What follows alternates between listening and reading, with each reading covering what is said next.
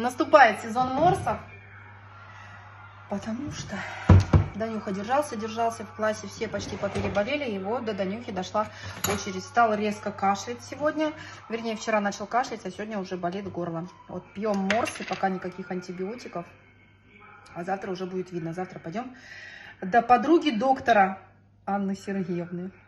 Что она нам скажет, что она нам пропишет. Хорошо, что мы летом наморозили вот такую вот малинку, ягодку. Опа! Кружечки, вот так, полкружечки. Себе тоже сделаем. Мне прям хочется такого морсика.